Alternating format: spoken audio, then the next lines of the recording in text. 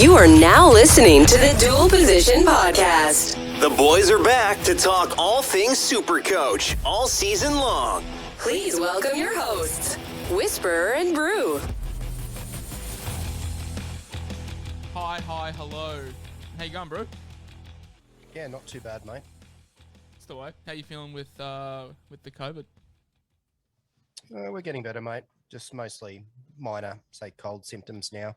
Outside of that, except for spreading it to my family, we're going pretty good. So Monday came around. We touched on basically all the top tier centre wings. A lot of feedback around Garrick. I was surprised as to how popular he was. A lot of the listeners out there were keen on Garrick, and they're happy now that he's a pod, which is, I guess it's always good if you're looking at a premium and they're going to go under the radar. But today, mate, we're here to talk about value. We're here to talk about the guys that will be in a staple of a lot of sides that are going to be able to free up some cash and a few sneaky pods. And there is one popular preseason cheapie that you are absolutely not on board with. We'll touch on him probably middle of the episode, but today we've got, 20, 25 names, similar to Monday's episode. But we'll kick things off with probably your favourite preseason smoky, I would say. I'm not too sure if you love him from a SuperCoach standpoint, if you love him from just a Roosters standpoint, and that is Paul Momirovski, coming in at 486k. Look, on the surface of things, not a whole lot to be excited about by Paul Momirovski. Never been an overly fantastic SuperCoach gun, but it just depends on where he lands. If he lands at the right wing spot, which is absolute gold for SuperCoach at the Roosters, it's going to help that average go up at least 5-10 points, and then if he does get the goal kicking, it's going to make him an absolute gem. Yeah, I think it all comes down to him being back with the Roosters. We know he's a talented player. He's got a premiership now. He's a good goal kicker. Like, he's a very good goal kicker. And I know initially I thought Sam Walker would kick, but thinking about it, Momirovski's probably the better option. Less pressure on the young kid.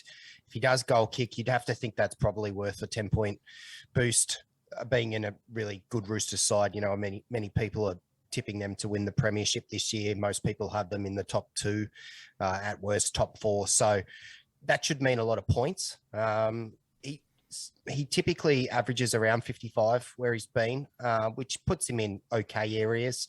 He reminds me a lot of like a Stephen Crichton type. If you pick him at the right time and he goes on a run, it could be a really handy addition. But like, the big benefit for him is that he is a sharpshooter. He's going to be goal kicking for one of the best teams in the competition. 28 base is his average, which is pretty good for a centre. It's not elite, but it's up there. His attacking numbers at Penrith were 29, which is good areas. There and there alone, that's where you get your, say, 50 to 55 average that he's been carrying. You add goal kicking on top of that, suddenly you're looking at, say, maybe a 60 average. Then you add, you know, just in general, an increase in tries or even assists if he gets the balls out to, say, Tupu. And you're looking at a bloke that could average 65 plus on the season, and he's priced at 486k, which is, you know, a steal if he ends up going onto those areas.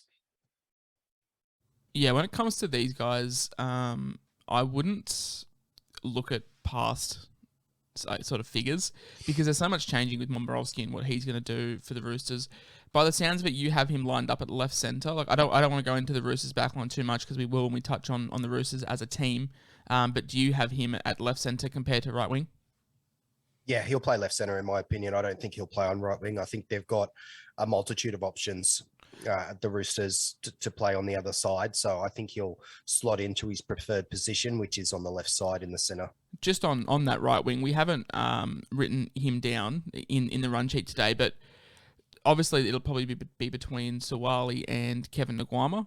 If Nguama does start, look, he's nowhere near B-Moz's level, but the right wing is prime real estate for any footy player, especially when it comes to SuperCoach. Do you think come Teamless Tuesday, if Nguama is named on the wing spot, that he will be mass owned? And is he worth getting in? Yeah, 300k on the right wing, which is, you know, proven to be gold for the Roosters. You'd take that. Whoever gets that wing spot for me will probably be in my side, whether it's Manu, which probably is unlikely, but I'd really like to see happen, or if it's Suaalii, or if it's Nguama. I think Nguama's a depth signing. I don't expect him to be in the starting 17, but stranger things have happened. I guess the good thing is that one of Suaalii or Nguama will start, which makes life pretty easy for us. We can just pick whoever gets named. Mate, Ewan Aiken, what a revelation he was at the back end of last year. Had one game hampered by injury, which I think brings his average down to about 68. But if you take out the injury-affected game, I think he averaged close to 80, 81 points a game or something like that. Would have had a fantastic base because he's playing in the back row. Did an interview probably 2 weeks ago and said it's looking like he's going to start in the back row. Non-negotiable for me. Just a question of whether we pick him at 2RF or we pick him at centre wing. I'm leaning towards picking him at 2RF just because of how shallow that position is on the surface, whereas centre wing, there's plenty of value there. Yeah, so the really good thing is that Targo, who will probably finish the show on today, has the dual. So he's a cheapie. You play him in your centres. I'll go through his numbers later. It allows you the option of playing guys like Aitken or even, say, a Jack Bird that we spoke about, a few days ago to play in your second row. The numbers you said, so I'll go through quickly. I'll go through his numbers, his pure bait, like his numbers for the season. And that was 37 base, 20 attack, and 75 minutes. So on the surface, they're okay numbers. They're not too bad. But in the 5 games that he actually started in the second row, 80.8 average, 52 points in base, 3 tries in 5 games, which shows that he can certainly, be a try-scoring back rower. Those numbers are absolutely elite. That would put him elite in the second row category if you did pick him as a forward. So for me, he's a non-negotiable, as you said. You've got to pick him. If he's starting on that, edge back row position, it's just an absolute steal. When your cows move on, you can then have the options that you can cash them out at either second row or center using the dual. It's white gold. You have to get on it, in my opinion. I think he's very similar to Josh Curran when we said that we're cashing out on Curran in round 10. I think Aiken's very similar. When Tohu comes back, I'm not confident, and I expect Aiken to be around 600k come round 10. So it's a lot of money to have for some unknowns. At centre, he's garbage. At 2RF, he's elite. Cash out when Tohu's back. You mentioned a 5-game sample size. It was a 6-game, but we've taken out the injury game, which I think he had maybe 12 or 13 points in just as many minutes. So basically, which shows that his PPM's on point with the 80 that he was scoring anyway. So I did take that 12 out. I think it's only fair if he was going at 1 PPM. He got injured. We should look at the numbers as a real 5 games is a fair enough sample size. And you mentioned the 3 tries in 5 games, and people might be worried about that, him being too attack reliant, because obviously 3 tries in 5 games for a back row is a very, very good strike rate. But it's that 52 points in sheer base. That's not base power. That's just sheer base. So, priced at an average of 55.4. He's going to make that up just in base when it comes to the back row. Then you've got all the evade stats and the try scoring stats on top of that. The question for you guys is not if you pick Ewan Aiken, it's where you pick him. It's whether you take the punt on him in the 2RF, if you want some stability there, or if you want to load up with cheapies, because there's a plethora of guys here we'll talk about today, and you put him in the 2RF. So not a question of if you take him, it's a question of where. Mate, Ken Maumalo, he a former Warriors teammate of Ewan Aiken's, 478k. Look, as someone that owned him in draft, he was very reliant on tries. I don't really, as a Tigers fan, it's sort of here or there, whatever. I think we have a lot of back depth, but Maumalo sort of had issues, obviously mental health issues when it come to the lockdown and whatever. So left for the Tigers. I didn't really see a whole lot from the eye test. I'm pretty sure stats suggest that he didn't overly improve much at Wests either. No, his numbers actually declined a little bit, not enough to say that they changed drastically. They're roughly the same, but a slight dip. His base is okay of 28, but he's fallen from grace from, the SuperCoach gun that he was a few seasons ago. And I owned him that season and I loved owning him.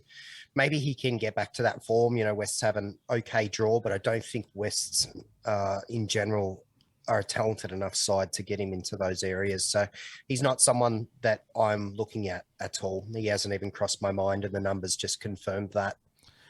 I got a few things wrong last year, got a few things right, probably more wrong than what I did right, but I was pretty on the money when it comes to David Nofoaluma. Came into last year sky high price, and yeah, I just told everyone to stay away. He lost Benji Marshall, who was a huge asset to him from 2020. And then, yeah, you watch his numbers fall off a cliff, 467K. He was top 5 in hit-ups overall for the season. But, yeah, he is not the player that he once was 2020. I think the season he had that was. In that season, he was basically in everything for the Tigers. I think he scored maybe like 35-40% of our total tries. He was a tackle-busting machine, hit-up machine.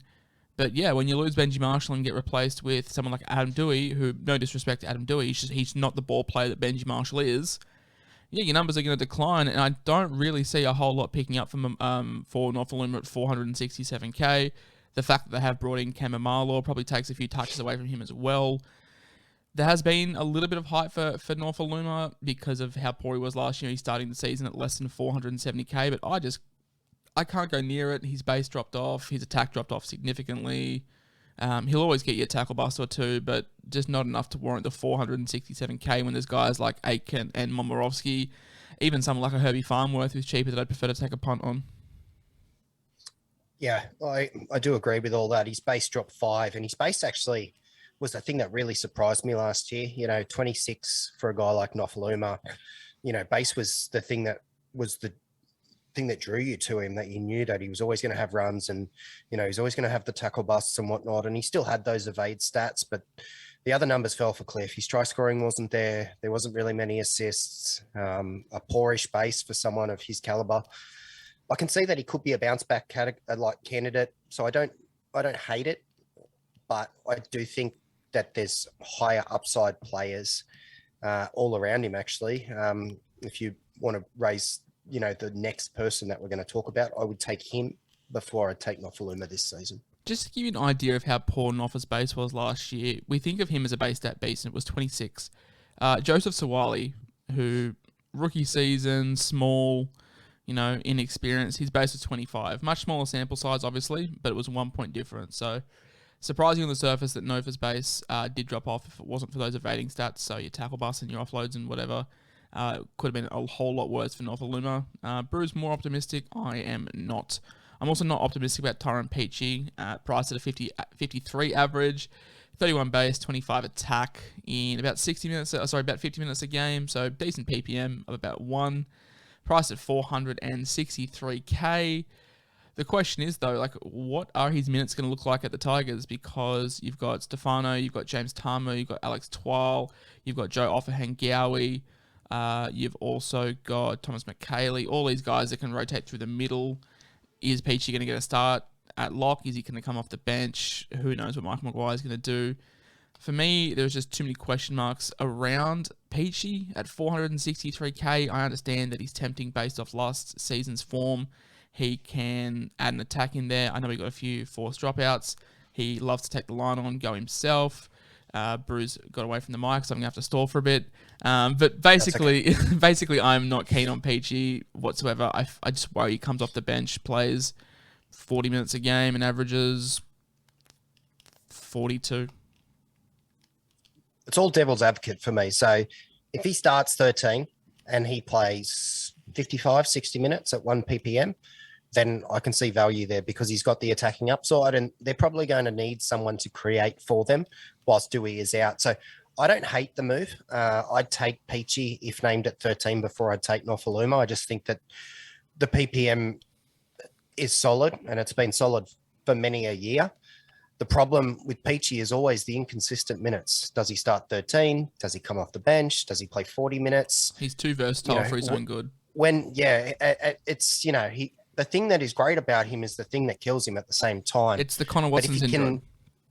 It is a little bit the Connor Watson syndrome, absolutely. But have the Tigers brought him down there for a reason that is beyond what his role was at the Titans? Because otherwise, for me, why leave the Titans? Like, obviously, if they weren't offering a contract or whatnot, then that's a different story. But if you're going to move for an upgrade, don't move for the same position at a worse club. Yeah, I don't know. I just worry about what his output's going to be. If he was 380K, I'd probably look at him. But the fact that it's 460 and I can just do more with the money that's saved, I would avoid. Mate, Bradman best last year was one of my best. And then next week was one of my worst calls of all time. I think I told everyone to buy him. He went on to score 103 or something like that. And then the very next week was when he got injured and scored about 6. So roller coasters of emotions when it comes to Bradman Best. The kid's a freak, no two ways about that. But he does not stay on the park long enough. That's the issue with Bradman Best. We can see that with a 52 average, 32 base, 22 attack, really decent price. He's a phenomenal try scorer, a good tackle buster, but he just cannot stay on the park. Well, at his best, he's clearly a 60-plus average player, and we saw that. We saw that in his debut season. Everyone owned him, and if they didn't, they were paying big money to get him. Is that a case? Later Is on. that a case of him being a star, or is that a case of Callum Ponga having that breakout season where he averaged 82? So Ponga, we'll touch on fullbacks on Friday, but Ponga the last couple of years has gone like 62, 62, 82, 65, or something like that.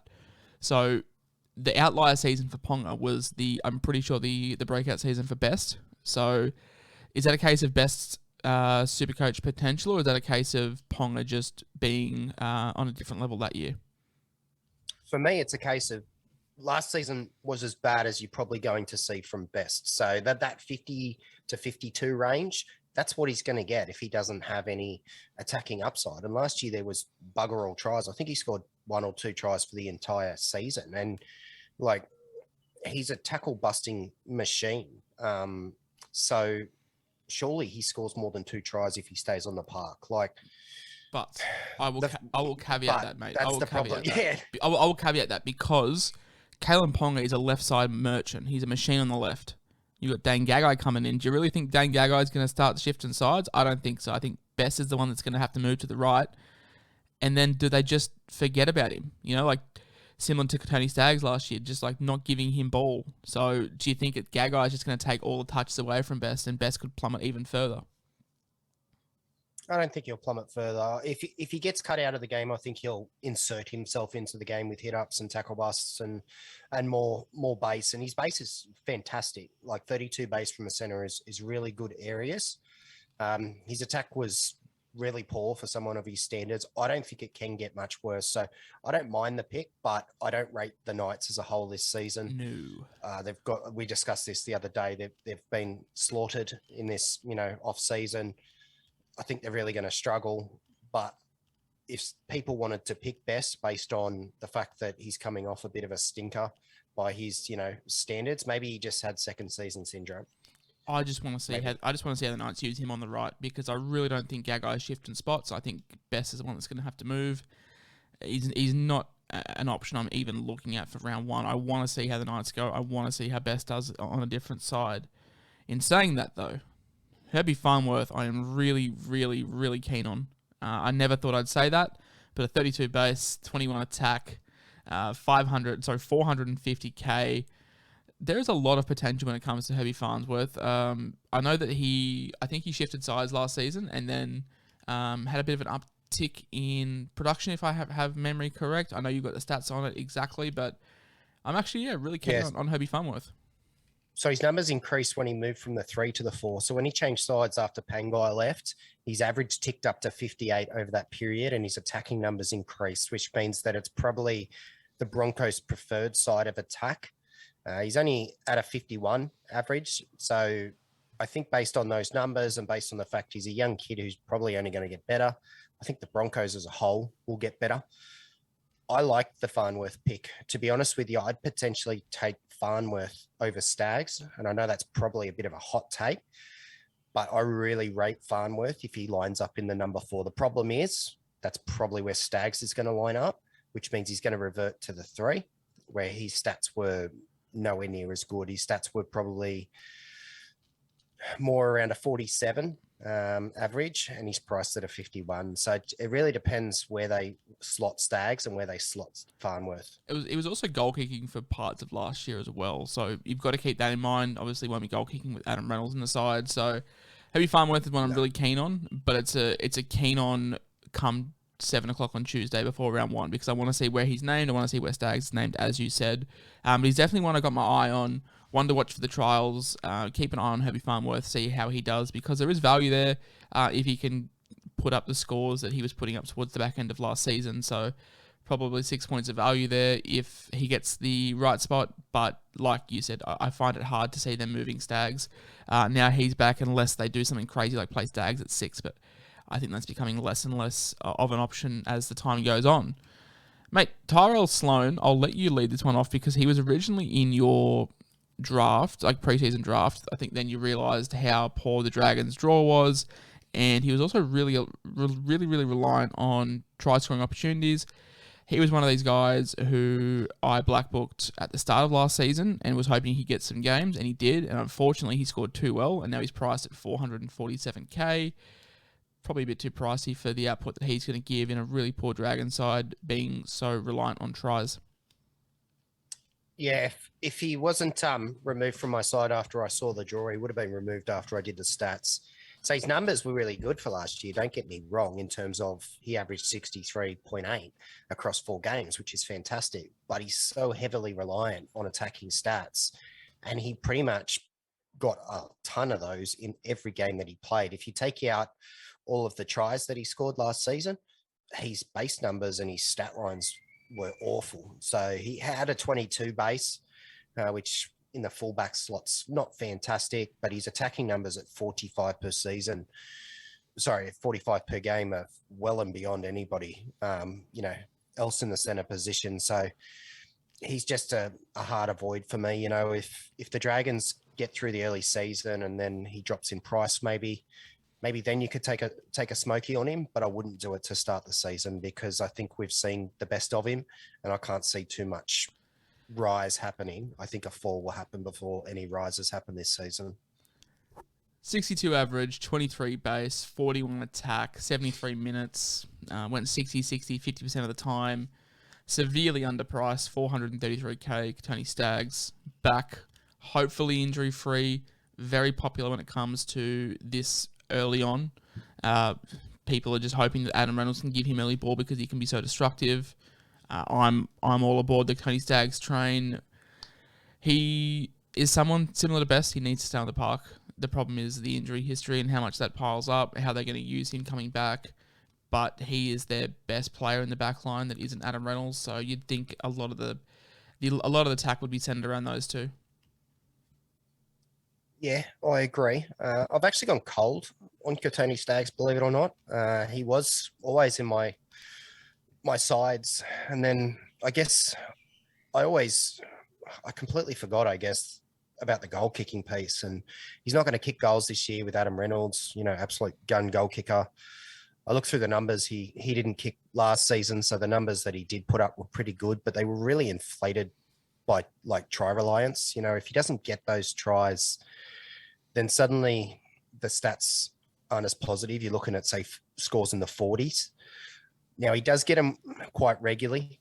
His evade is really good. So there's a lot of tackle busts. There's a lot of offloads, which increase his floor. So if you have, say, a 40 to 45 floor for a center, that's great. I'm just not sure he's going to have the level of upside that I kind of thought that he was. He's not a bad pick by any means. I just think that there might be some cheaper guys this season that could make me more money and get me to some other guys that I want. I think he's 10 points undervalued, personally. I agree on that. I do think he's 10 points undervalued. Just because he played 4 games last year, played the Sharks in round 16, scored 64 points with a 55 base power. In round 18, he played the Tigers, scored 50 with a 29 base power. Round 19, played the Warriors, scored 43 points with a 43 base power. And round 20, scored 90 points against the Cowboys with a 55 base power. I understand that 4 games isn't a huge sample size, but cast back to 2020, he had 59 points a game, 44 base power, 0.8 ppm. The 60-60 was worrying with only 29%.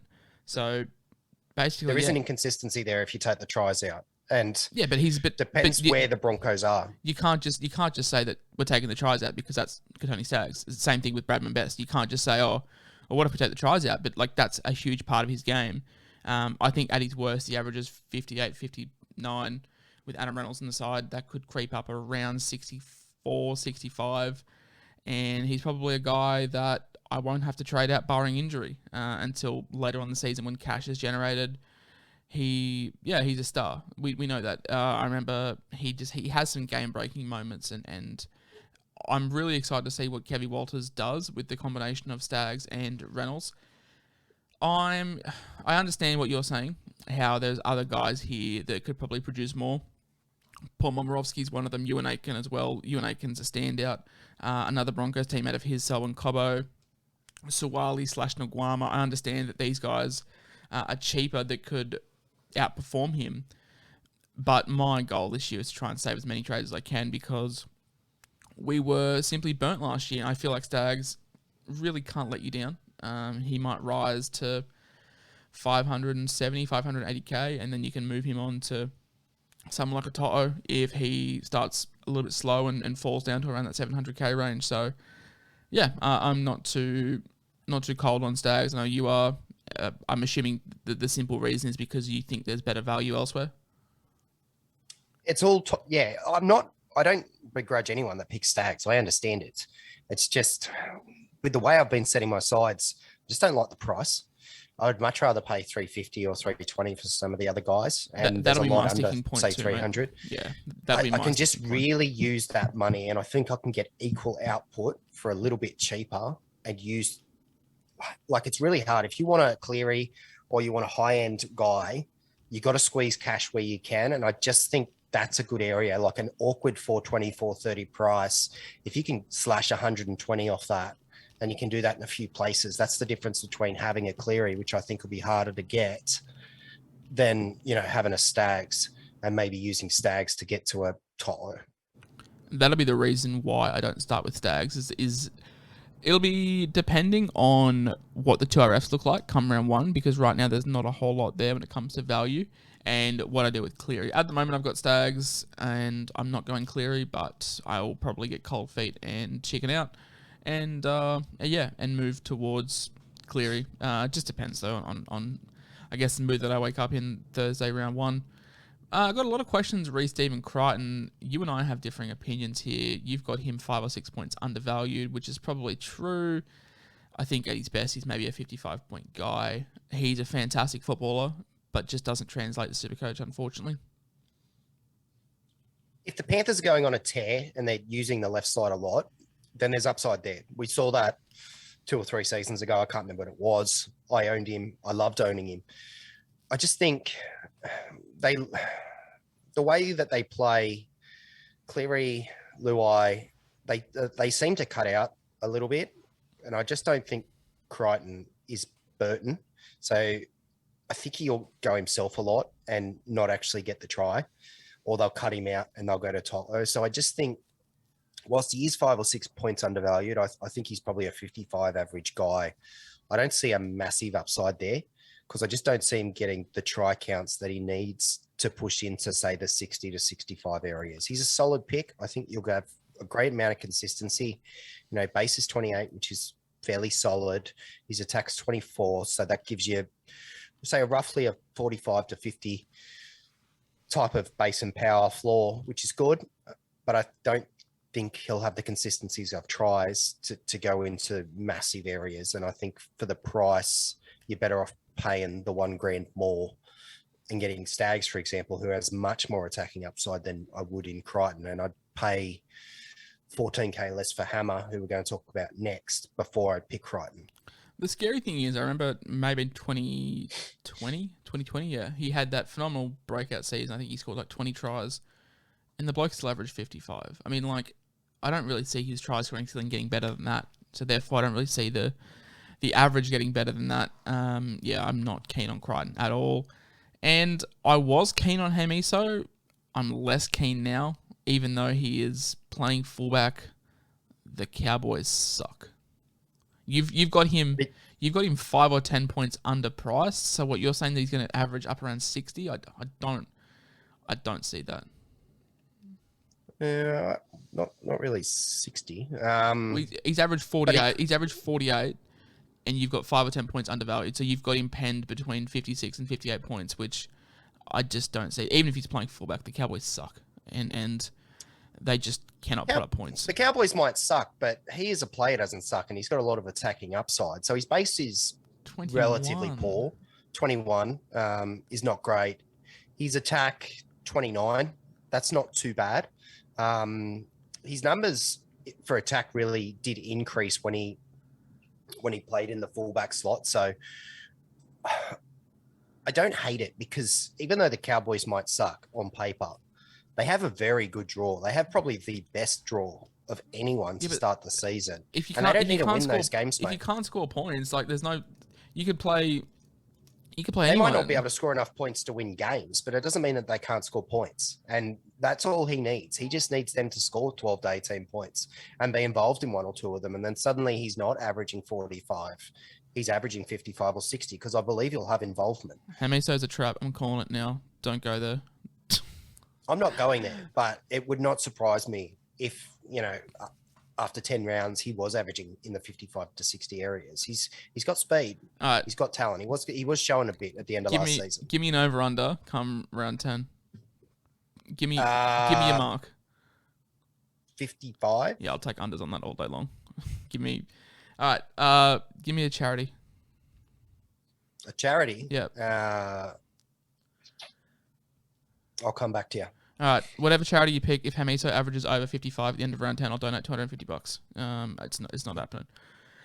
All right, now we got that Hamiso rant out of the way, mate. I was expecting you to come in and flame some preseason popular players, and I've just absolutely shit on Hamiso. So, yeah, I might be about to. We've got your man coming up very soon. Let's move on to Jason Saab. Ugh. I mean, he was great last year when he was at 200k. Was he? At 200k, he was phenomenal. Now he's 414k and zero chance. I think for the first eight rounds of the season, he was the most hated man in SuperCoach, scoring 5 to 11 everywhere. Actually, so Saab's base. The battle of Coates. The battle of Staines and Coates, and I've noticed that you haven't even included Staines on this list today. We've discussed yes, I have. The next player we're talking about is Charlie Staines 2.0. We have listed nearly 50 centre wings, and Charlie Staines has not made the cut. So I don't see how Jason Saab can make the cut either. Well, some people are high on him. I haven't seen Charlie Staines in one team, to be honest with you. The great man, Charlie Staines. But I have seen Jason Saab in a few sides. So I've put him in. He averaged 47.3 last year. And if you want to break it down, he either got 10 or 100. His base is 18, piss poor. His attack is 31. 29% of the time, he went 60 plus. Basically, he is the epitome of rocks and diamonds.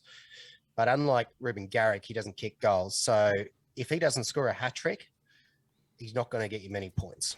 Also, I don't have it up because I posted it nearly 4 months ago. So it's going to be very, very hard for me to scroll back to my Instagram as quickly as I can to find the particular stat. But Saab without turbo drops off a cliff. If you can't tell, I'm stalling for time. I think from memory, here it is. So from memory, he averaged 63 points a game with turbo in the side. Without turbo, so yeah, average with turbo 65.6 in 10 games at the time I made that post. Without turbo, averaged 19.8 in 6 games. So to go from 66 points a game to less than 20 because of one man is the exact reason why I'm not keen on Ruben Garrick, and it's the exact reason I am not keen on Jason Saab whatsoever.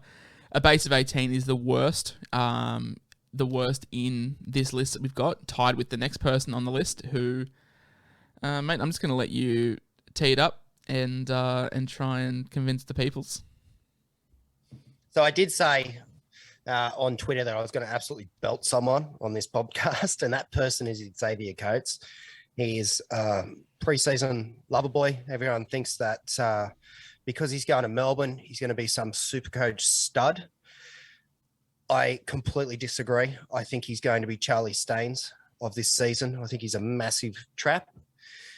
Playing for Melbourne is fantastic, but Suaalii Vunivalu, he played for Melbourne and he played on the exact same wing and he had the exact same base numbers and he averaged 47.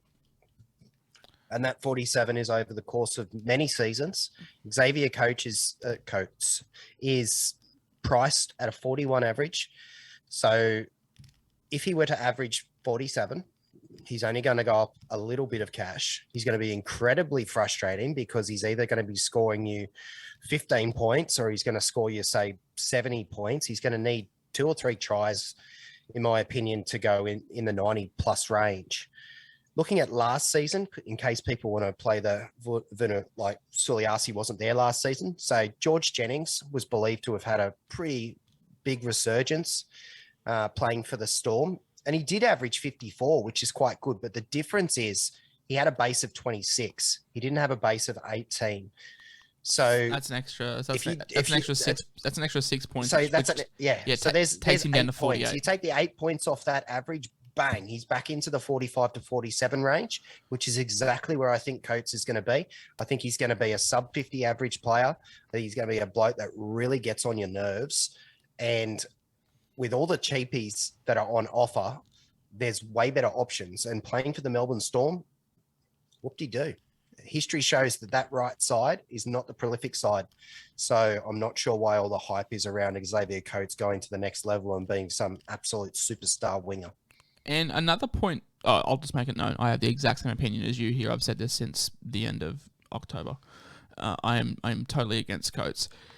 People think he's just going to become this base stat merchant, like Bellamy's going to get it out of him. But Adokar, Justin Olam, Remus Smith, George Jennings, Vunivalu, whoever else you want to put there, bloody Dean Aramea. Bellamy doesn't get his backs to do big work. He's got a phenomenal forward pack. Brandon Smith, Harry Grant, Christian Welch, Nelson Asfa-Solomona, the Bromwich brothers, Felice Kafusi, I could name probably four or five more. Tui Kamika, Chris Lewis. Like, there's a very, very good forward pack at Melbourne that you don't need to get your centre wings to do the hard yards. They sit there and polish off a phenomenal attack. I'm very, very glad that someone else is on the anti-Coates train with me, so I don't feel left alone. I am so cold on this one, and I can't wait for him to average 65, and we both look like complete and utter dickheads. I'll be going into hiding if he averages 65 after 10 rounds. Yeah, I'm not making that bet. I mean, I'll take the unders on that one. I'll take the unders on that one as well. Mate, you're very keen on Brett Naden when not to start the season, but in general, yes. Once he gets his shot and the Bulldogs draw opens up, I know you've spoken about Brett Naden. High enough, 23 base, 26 attack, 71 minutes at Melbourne. At Panthers, he had spurts of being really good for SuperCoach, had a couple of decent scores. I don't know if this is the Bulldogs effect or if we're waiting for them to gel or we're waiting for their draw to open up or whatever. But he's probably someone I could see having eventually, but I'd need to see more from him before I take the plunge. And hopefully he's coming in at 341k. Let's hope we can get him for around 280, 300, and that'd be ideal once the Bulldogs draw opens up and they start to gel more as a team. I think he'll be priced somewhere in the 300 to 400 by about round 9 to 10 when that draw opens up. I think from then on, he's going to be a really valuable person to own. His base in reality is closer to 27. He did have some time off the bench, so it says 23 for the season, but it is closer to 27. I think he's at least 10 points undervalued, if not more, when they go into a good period. He's on that left edge. We've heard that he's going to be playing left centre, which means he's going to be playing outside Pangai. We know Pangai loves an offload. We also know that Matt Burton loves to put people through holes on the left-hand side. And then we also know that the Fox is a fantastic finisher who can also make breaks down the try line and regularly throw inside to the centre who finishes it off and scores tries. Once that draw gets a bit easier, they'll have had 8 to 10 weeks together. They'll have played the best teams in the competition. I think it's only onward and upward from that point on. And if the season does play out how we think, and, you know, the Dogs maybe get a couple of wins early and then go on a really rough run and, you know, maybe lose them all or maybe pull a win here or there. From then on, I really like Naden to be, say, a 55 to 60 average for the rest of the season, basically, and be a really, really handy buy addition. You make some good points. I just don't know if I can pull the trigger because it's the Bulldogs. But yeah, he's not someone I'm starting with round 1, but he'll be someone that I feel come around 10 or 11, you and I be on this podcast being like, you know what, it's time to pull the trigger on Brett Naden. So definitely one to watch. 100%. Definitely one to watch. Someone I'll have a close eye on in the trials. I want to see how he goes with base and whatever. And then, yeah, hopefully we pick him up at a similar price or reduced price come around 10, round 11. Now, Stafford To'a, with the immediate exit from the Knights to the Tigers, the Knights have a backlog of back depth, so I don't hate this, but the Tigers also have 400,000 outside backs, so I don't know why we've acquired him. Kind of throws a few plans. It skews a few things. I mean, I know that AJ Kapoa and Oliver Gildart were huge preseason popular cheapies. I don't particularly think Stafford To'a will play in the centres, but there's always cause for concern. He's a good depth signing. He won't start over Maumalo or Nofoaluma.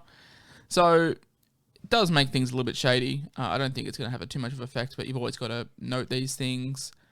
I've never been overly excited by Stafford To'a when it comes for SuperCoach. He'll have a good game here or there. 340k. That's basically all I've got to say, mate.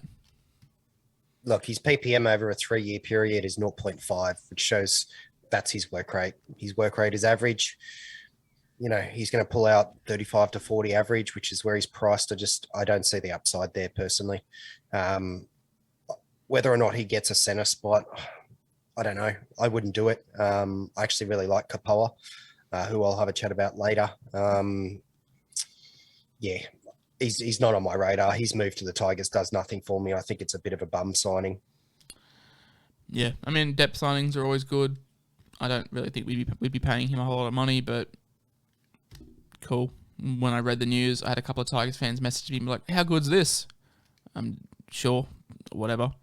Rocco Berry, a guy that I was hoping would play fullback last year with sort of, not fullback, but just get his shot at fullback whenever I was really high on Rocco Berry. And then obviously the Warriors decided to go sign Reece Walsh, who tore it up. RTS left. Rocco Berry sort of found a home in the centres, not where I want him to be. I'd prefer him to be wearing the 1, but with Walsh there, that's not happening. 36.8 average, 25 base, 13 attack. You'd expect the attack goes up with a better Warriors side. Average 69 minutes a game. You'd expect him to be playing close to 80. Those 69 would have been coming off the bench or injuries, but he'd be an 80-minute player when starting at centre. Priced at 322k. No, not really. If he was 220k, if there was 220k, yeah. But like, I don't know. There's 4 or 5 other guys that I've seen on this list below him that I'd much prefer. I don't mind it, to be honest. So we will differ a little bit here. I think he's 10 to 15 points undervalued. When I looked through his stats from last year, 7 of the 8 games that he played were against top 8 sides. So it's not like he got to, pick on the little kids in the playground or anything like that. He had 2 games that were sub 40 minutes, which dragged down his numbers. So his numbers were 25 average base, 13 average attack. So he didn't show much in attack last season, but the Warriors really tailed off at the back end of last season as well. If you look at his numbers from the Q Cup, now he only played a handful of games. His tackle efficiency is really good. He made lots of tackles. His run meters were quite good. He averaged about 100 run meters per game, so he's not afraid of a hit up. His average, SuperCoach wise, now this is ballpark, and I've got this, for most of the players to come. His average was about 57 in the Q Cup last year in the games played. So that won't necessarily equate to the top level, but they also have a really, really good draw. And if Shaun Johnson stays fit and starts feeding him ball, I don't hate it for 320, to be honest. I really think that, he could push that average up, in my opinion, into much better areas, into say 50. And 50 is not even a great average, but if he were to average 50 for the Warriors, there's money there. The problem is Reece Walsh is not your typical ball-playing fullback in the Ryan Pappenhausen and Trbojevic mould. Reece Walsh is very much a run-first kind of guy. I'm not too sure if that was just lack of experience or that's just how he plays, but I'm just going off last year. And they've got a new shiny toy in DWZ. I just see Shaun Johnson hitting Walsh, and Walsh is going to do that sort of half little goose step and then try and hit one pass too many on the outside, and it just shuts Rocco Berry out. I feel like we're going to be relying on him to bump his base up to closer to 33, 34 for him to be any kind of relevancy. You've got him 10 to 15 points undervalued, so that's between 46 and 51 points a game. If he improves, and that's a big if for SuperCoach. He'll improve as a footy player, but if he improves for SuperCoach, I've probably got it closer to 6 or 8 points a game, which still has him potentially underpriced. If you can get him up around 41, 42 points a game, there's money to be made, but ain't a whole lot of money, unfortunately. I'd much rather save the $2,000 and take the next bloke on the list in Selwyn Cobbo. 25 base, 18 attack, 72 minutes a game. I know you've got a fair few stats on Selwyn Cobbo. Yeah, so Selwyn Cobbo, he wasn't a bloke that's on my radar, but since I've heard about him, Very huge on he's him. my guy. Yeah, he's my guy over Staggs. So pure numbers from last season, 25 was the base, which is good.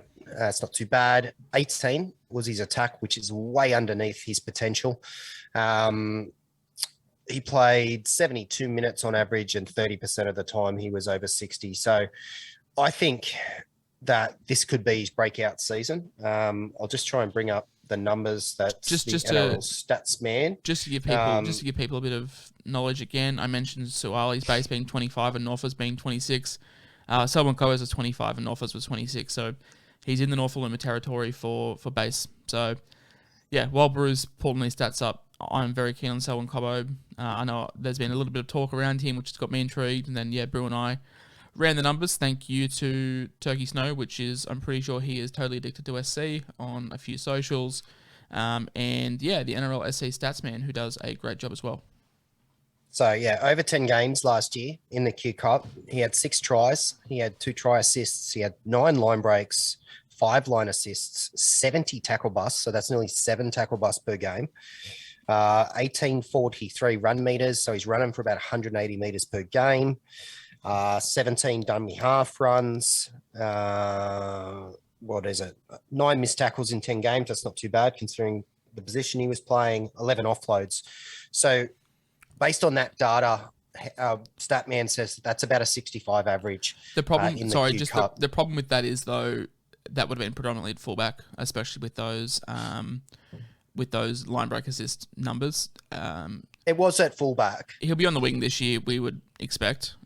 Yeah. So we're not saying he's going to average 65 in the NRL. All we're saying is that he clearly has talent. He clearly likes an offload. He likes a tackle bust. And we didn't really see any of this last season. So for me, that it's all upwards for him.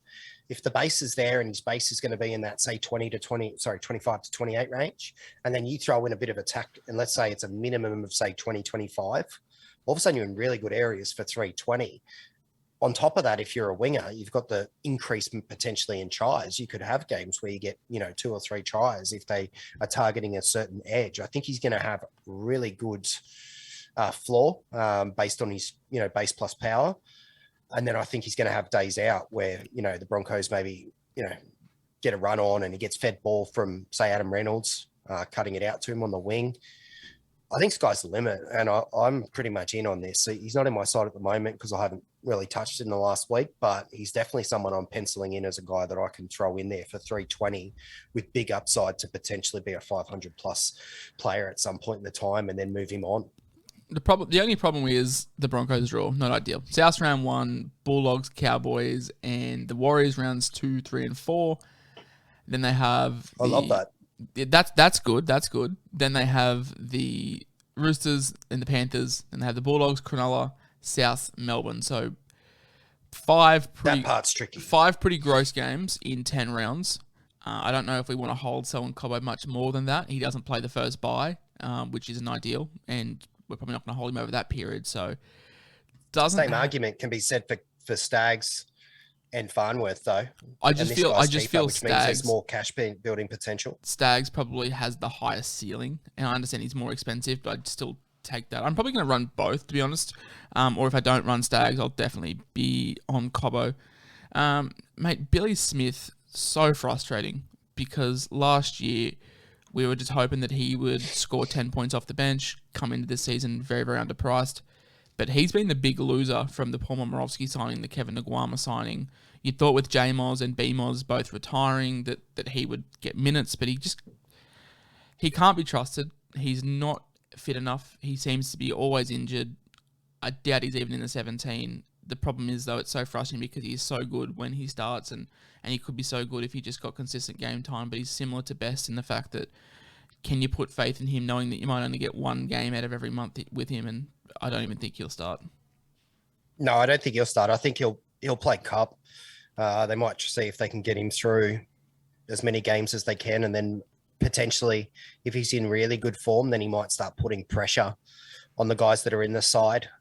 He's a 0.75 ppm player, very small sample size across 3 seasons. As we said, he seems to get injured every single year, so he's potentially a 60-plus player. But I just don't know when the time's going to come that we see that. He needs to get his body right. He's still a young kid. I just don't know what's going to happen. Momirovski's, I think, signed for 3 seasons. Suaalii's a young kid. I'm just not sure where his position will be unless the time comes where, say, Tupou goes overseas or retires, and then there's a backline shuffle. So I'm not really sure. If he starts, 100%, grab him, pick him. Just know that there's an injury risk there. But I don't see it happening personally. I don't think he's in the top 17. Hayes Dunster, now that Fergo has left, does he start? This is the issue, because we've now got Bailey Simonson at the Eels. I think it was Dunster's spot. Now Simonson is there. Cool. Unfortunately for him, it's not really an option I'm looking at. Numbers weren't great. You'd think 18 base, 18 attack. It wasn't actually anything overly special. There's a little bit of growth potential there if he does start. Obviously, he's quite cheap, but take Penisini for cheaper. There might be one centre spot available, because you'd expect Sevo, Simonson, Penisini, and then Sevo's out for significant amount of time. I think you'll find. I probably should have done my research. So you would think Simonson and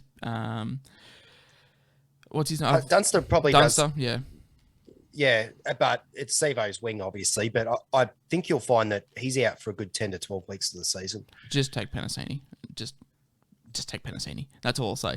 We're going to go on a run now of 1, 2, 3, 4, 5, 6, 7 guys who are all in my side. So I'm going to be a bit more positive on these guys because they're all in my side, and we will kick off with the weekly edition of Brew's dive into the English Super League when it comes to Oliver Gildart Tigers' new recruit, 280k. There's not much of a dive here. It was really hard to get data on him. All I could ascertain was that he's got a piss poor base and he's heavily reliant on tries, basically. Nice. He's a try scoring machine, but he has no work rate.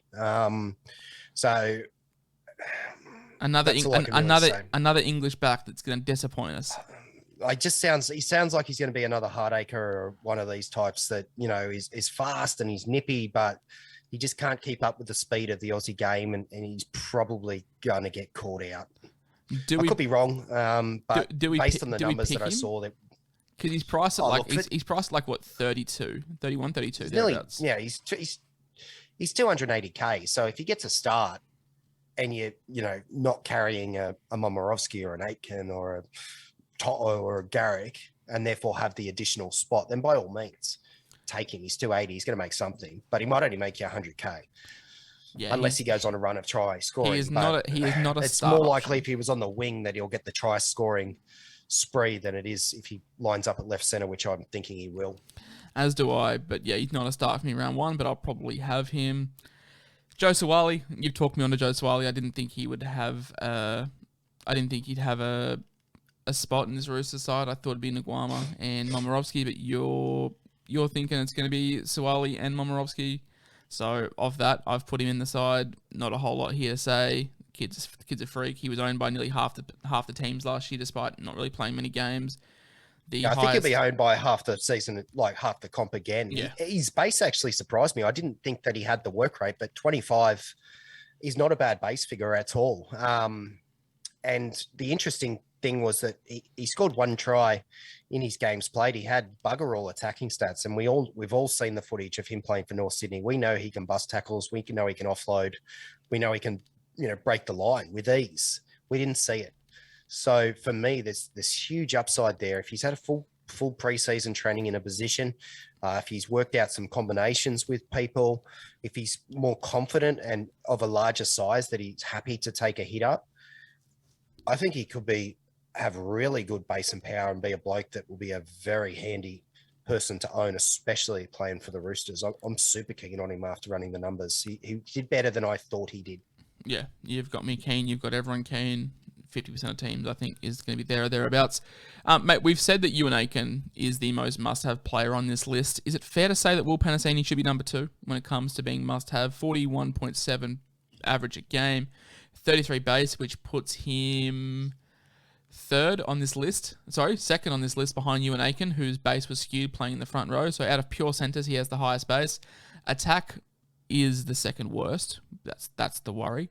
80 minutes a game, price at 255k, the exact same price as Suaalii. I'm all over this. He's my breakout candidate of the year, this kid. Yes.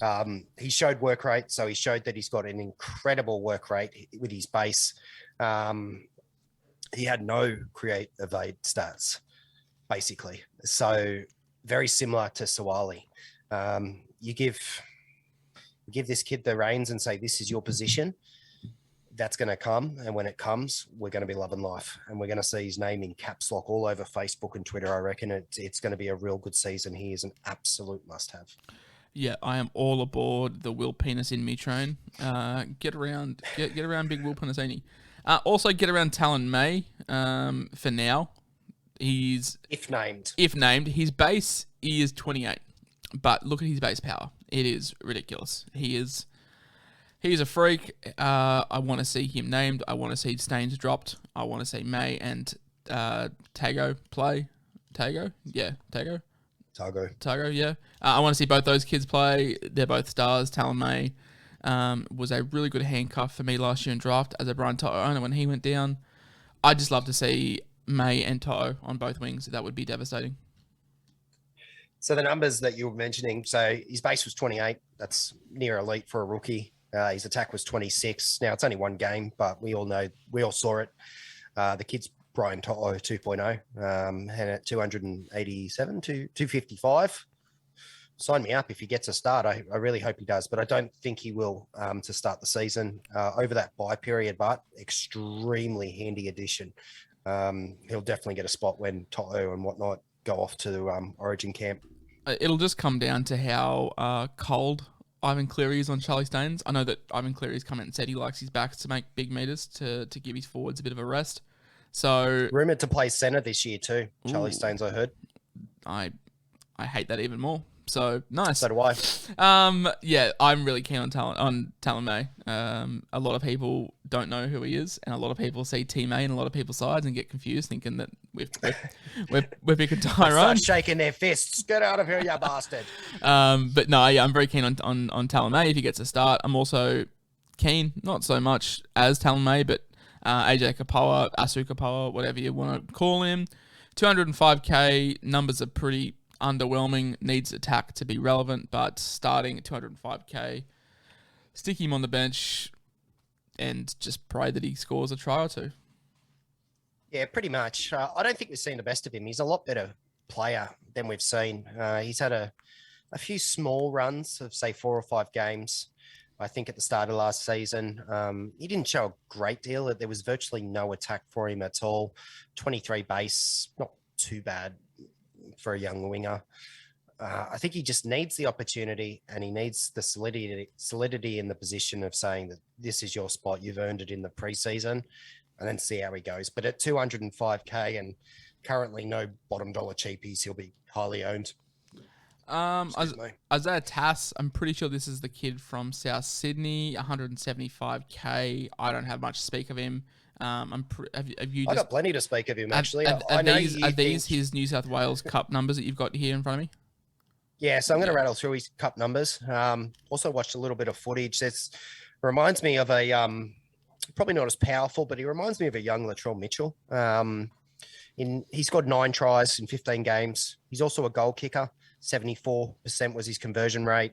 He got 6 try assists playing on the wing for South Logan, 38 tackle busts, so nearly 3 a game.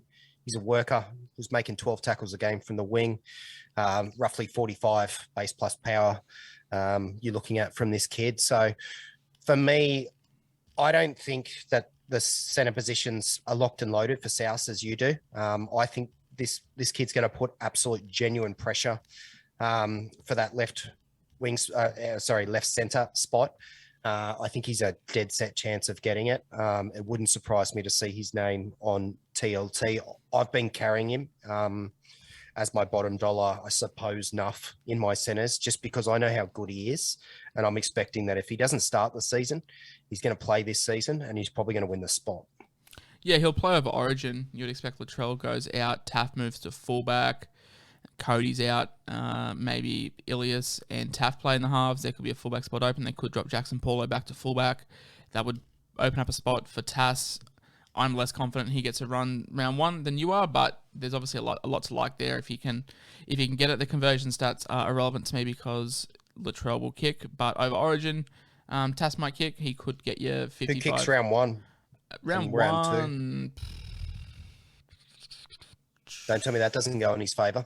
Jackson Paulo can goal kick a little bit. I don't know. Can Cody kick?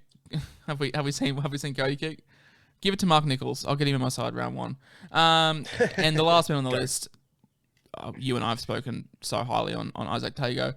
I've said the story. I've said the story a couple of times. I messaged a Penrith friend of mine last year. I was looking for a dual centre wing nuff, and I said, "Who's this Isaac Tago kid?" And they said, "Don't pick him because he will play and he will ruin your AA chances." And I was like, "Okay, radio." So we went with the GOAT Jared Anderson. And Isaac Tago, burst onto the scene and looked really good. Only averaged 33 points a game, but really passed the eye test. Yeah, but this is why, again, you need to look into things. He might have only averaged 32.8 points a game, but he only averaged 37 minutes as well. Yeah, that's what I'm saying. He had 22 base in that period and 15 attack.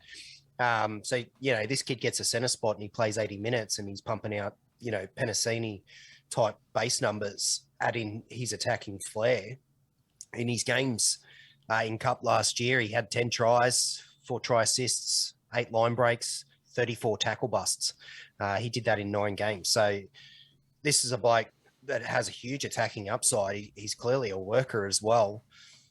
We are going to be absolutely blessed this year. That's why centre I find is so hard, and I suppose that's why I wasn't super excited last podcast we did, because there's so much in terms of mids and cheaps this season that I can't get excited about the high-end blokes, because we need to make money in this game. And I think there's a shit ton of it just waiting to be had at centre. So as much as I normally would carry 1 or 2, maybe centres that are, say, anywhere in the 400 to 600 range, I'm finding it hard to even carry 1 at the moment, because I think there's going to be so many genuine options in the centre that you could potentially stack your side elsewhere by carrying these blokes. And some of them have immense upside. I'm really excited about Tago and Penisini. Now that I've watched some footage of Cobbo, I really think he could be anything this season. I'm excited. I'm excited to see Coates and Saab suck this season. Yeah, that's the thing. I'm not too fussed about the 33 average because he did play little minutes. Mate, if I was to give you my 4 must-haves, it would be Ewan Aitken, it would be Joe Suaalii, Will Penisini, and Isaac Tago.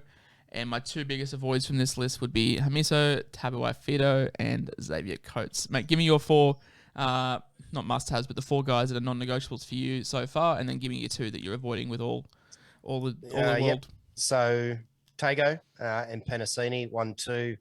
Suaalii, if named to start, 3. Got to be Aiken, doesn't it? 4. Yep. Yeah, Aiken's a must-have now for me. We had the same 4, surprisingly, and I'm pretty much carrying him. I'm carrying him at second row, but he's available at centre, so and he'll definitely shift down at some point. Can I take a guess of your 2 avoids? Wouldn't be Jason Saab and Xavier Coates, would it? Yes. Yeah. Yes. It would. Yeah. So Xavier Coates is a massive red flag for me. Just be prepared for, what I said earlier, the Charlie Staines factor. It's going to bite you on the ass. Saab, well, the numbers with, Turbo are great, but the weeks that he gets you 10 or 5 points, I think it's going to hurt you more than the weeks that he gets 90 after scoring a hat trick, to be honest. So for me, I think he is an avoid. And since you haven't given me a charity, mate, I'm going to make the executive call. Beyond Blue. Beyond Blue. Oh, that's exactly what I was going to say. So Hamiso, we're setting the line at 55.1 at the end of round 10. 55.0 and under. Brew will donate some cash. And if he goes over 55, then I'll donate $250 to be on Blue. Yeah, so that's something for us to sweat on. Hopefully you guys have enjoyed the last, 2 hours of Centre Wing podcast over the last 2 days. There was a lot to talk about this with Centre Wings. We will delve into these guys even more again with the team preview. For everyone asking me, I get this question 3 or 4 times a day. SuperCoach should be open for you guys that don't have SC Gold next week. Basically next week, yeah. As early as Monday. It'll probably be just before the end of next weekend, I'd suggest. They normally like to release it either on the weekend or at the end of the week, so people have that long weekend, and that is next weekend. So strap yourself in. We're almost there. My DMs are going to explode. One more quick thing before we leave. When SuperCoach opens, I'll be doing something pretty exciting for you guys. So make sure you subscribe to the YouTube. That's where it'll be happening. You don't have to watch the podcast on the YouTube. You can listen to them on Spotify, whatever. But for the plans that I have for the channel, make sure you subscribe because we'll be doing some pretty cool interactive things. I'm not too sure if Brew can commit because he does have a wife and children. He cannot sit and consume SuperCoach all day, but we'll try and get him on when we can. That's going to wrap it up for all of us. Give yourself a plug, mate. Where can people find you? At BrewSC22. Hit me up on Twitter under my normal name, Glenn Parkhill, on Facebook. I normally jump on, promote the show, and try and answer as many questions if people comment as I can. You guys know where to find me. You find me enough, and I'm very blessed for that. That's going to wrap it up for today, guys. As always, ciao for now. Ciao for now, guys. Bye.